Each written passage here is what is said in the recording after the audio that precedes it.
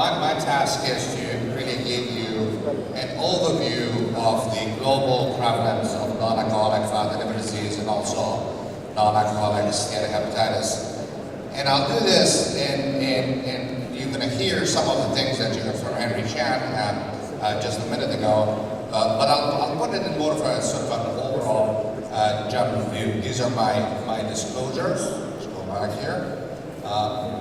So when you're looking at non-alcoholic fatty liver diseases, it's important to actually look at the root of the problem. Of course, you've heard this root of the problem being obesity that's actually increasing over the past 3-4 decades. This is from the Organization of Economic Cooperation for the World. It's recent data. And as you can see, that since 1975, the rate of obesity in the world has tripled. There are now millions of people in the world, adults, who are actually obese or overweight, and same goes for kids. In the map, you'll see the red areas, and both the United States and actually this region of the world are in that category of red, meaning that the prevalence of obesity is quite high in this area. So it's important to recognize what actually drives obesity. We have heard some of the things, including the diet. There are some things that are probably important but less important than others, and those are the things that are related to the environmental factors. And these are related not only to the diet itself or the amount of calories that you take, but also to the composition of food, what type of food that we are actually eating. It also has to do with the fact that there's a lot of hormones in our diet. There are a number of antibiotics that we use from early childhood, and that of course causes dysbiosis. In addition to this, there is a number of sort of physiologic factors. I think the thrifty gene that would relate to the holding on to the calories and leading to the fat is an important aspect of this. Of course, behavioral factors and also social factors. Our kids spend more time in front of TV. We don't walk anymore. We drive in almost anywhere. So all of these actually contribute to the obesity problem that we have. When you're talking about non-alcoholic steatohepatitis, it's important to remember that NAFLD is a spectrum. It's a spectrum that includes not only just fat in the liver, but also steatohepatitis. Steatohepatitis is actually a histologic diagnosis, meaning that you have to have fat and you have to have actually evidence of inflammation in ballooning as well as some pericellular fibrosis. That's the entity that primarily and predominantly will progress. So how do we look at outcome of a liver disease like NAFLD? I think when you look at any chronic disease, it's important to look at a comprehensive outcome. This means that you can look at clinical outcome, and of course the ultimate outcome is mortality.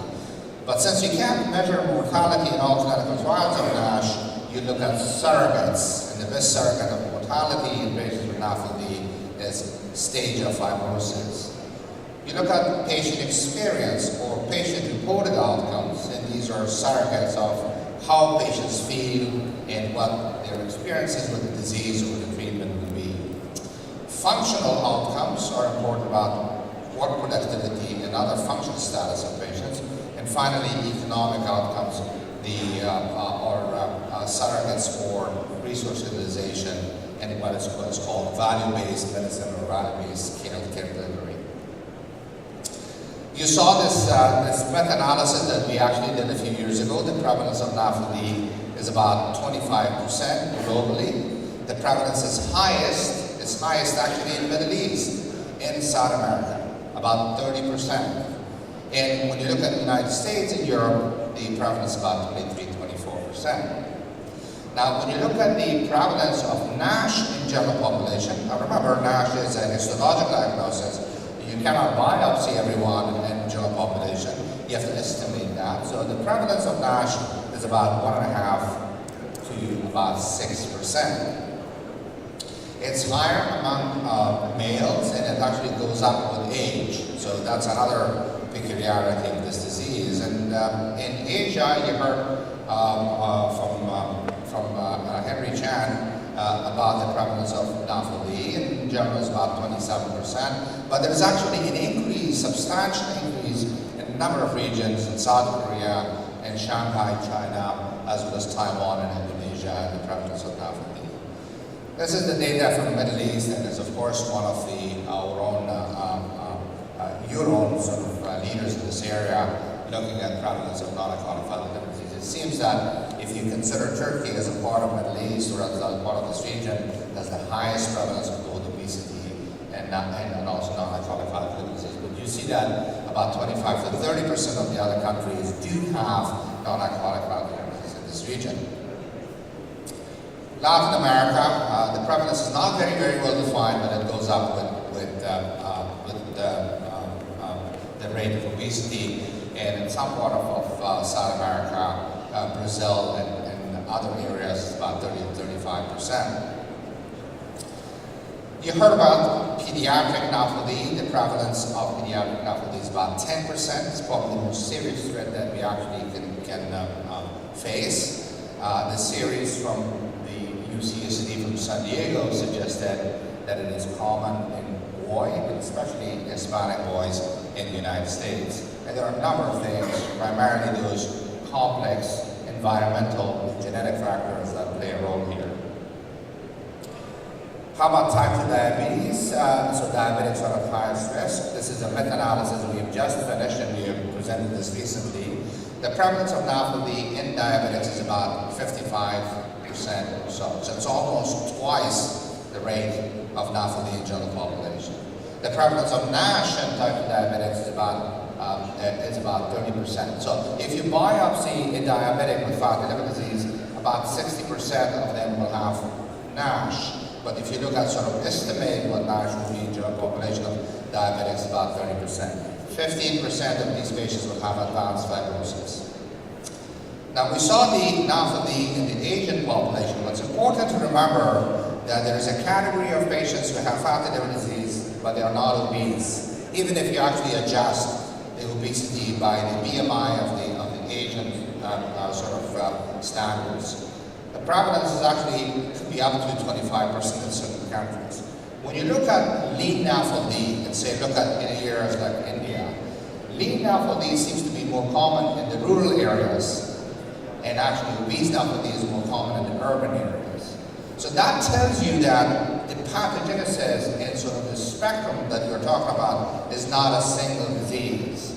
NAFLD is a phenotype.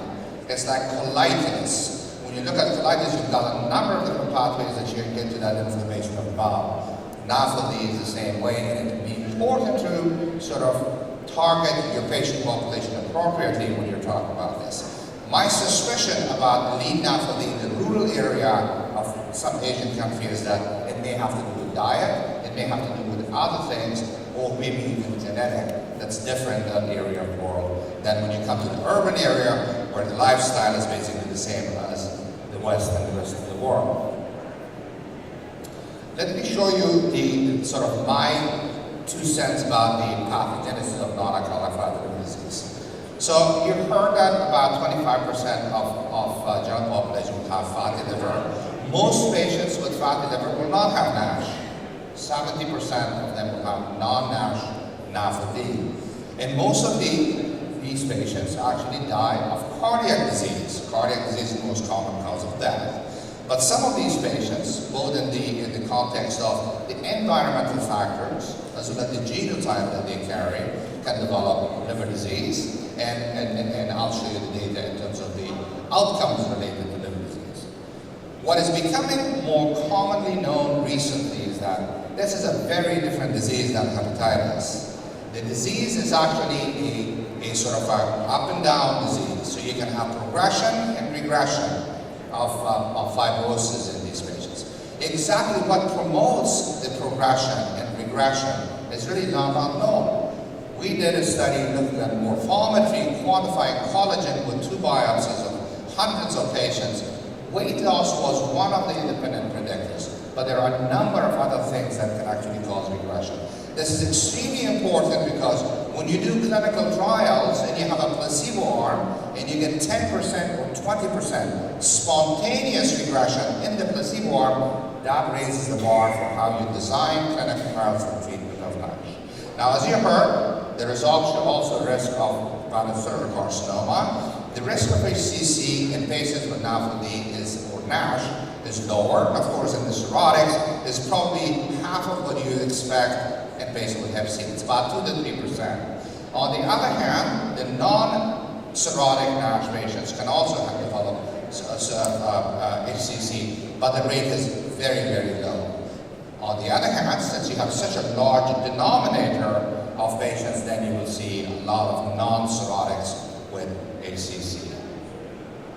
So let's look at what are some of the predictors of progression. So the first one, this is a study I did a long time ago when I was in the Cleveland Clinic, looking at patients with histology. So if you do a biopsy and you see NASH versus non-NASH NAFLD, and you look at outcome mortality, patients with NASH have higher rate of mortality. This is a study that we did looking at enhanced database, which is a population database, looking at metabolic components. So if you actually add the 4 component of metabolic syndrome, the more component of metabolic syndrome you have, the higher the rate of mortality. There are thousands of patients in this study. And finally, this is the meta-analysis that Rohit Lumba and I did, and you saw this from Henry Jan, that once you're past stage 2 fibrosis, stage 2 fibrosis or higher, especially stage 3 and 4, the rate of liver-related mortality, the risk of liver-related mortality increases substantially. So that's the histologic predictor of NASH. And this is the reason that most of the clinical trials are focusing on stage 2 or higher NASH for treatment. HCC, this is a study we did looking at Sears database, which is basically a database kept by the National Cancer Institute. And we had about 5,000 patients with HCC and about 15,000 controls. As you can see, the causes of liver cancer are known in all liver diseases that you can, the viral hepatitis, the alcoholic liver disease, and non-alcoholic liver disease.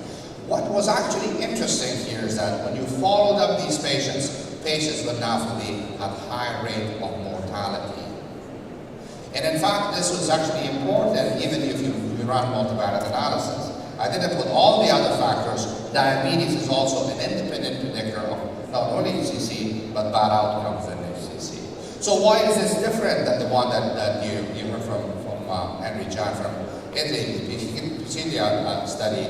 Well, the reason was that they compared hepatitis C cirrhotics with actually fatty liver patients that most of them did not have cirrhosis. In general, I believe that patients with NAFLD HCC have worse prognosis. And the reason probably is that the screening for HCC probably will not work because of visceral obesity. Ultrasound may not be as accurate. And number 2, it may be related to the fact that a lot of patients with NASH do not get screening.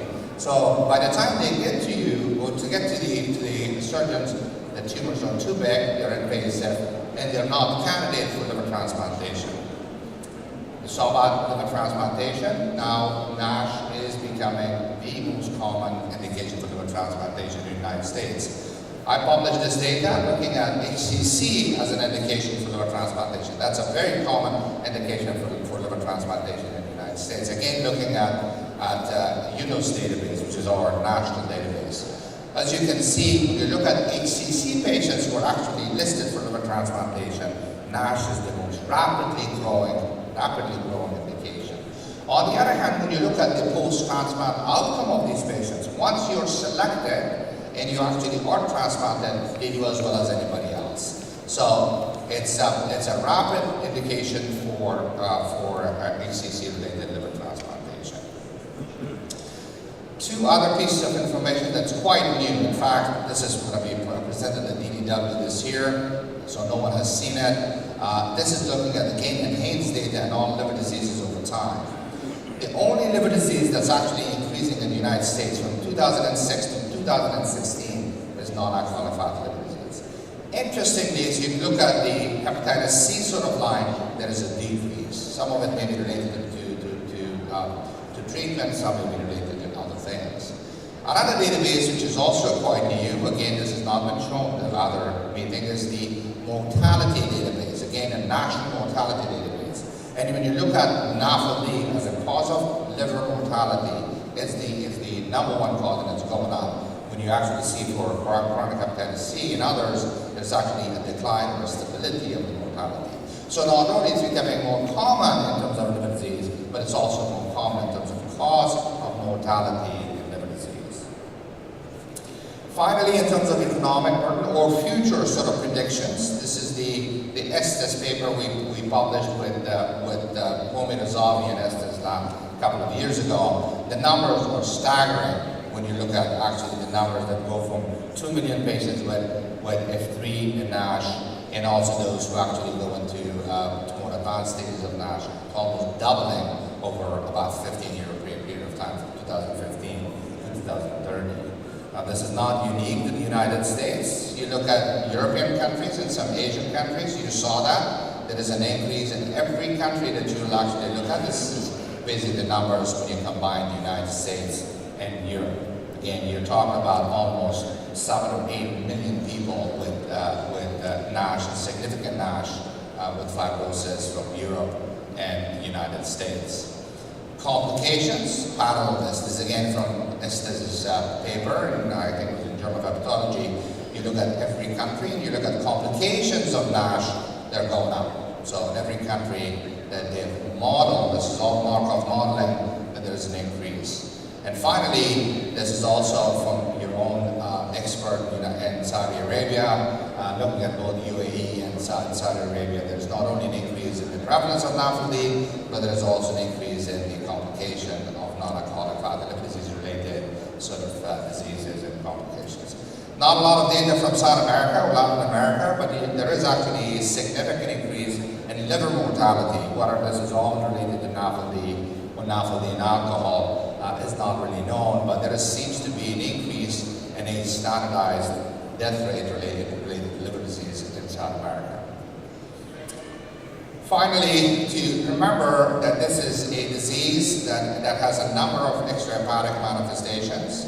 The two that I want to mention, one is the cardiovascular, very, very closely associated with this disease. In fact, it is the number one cause of death.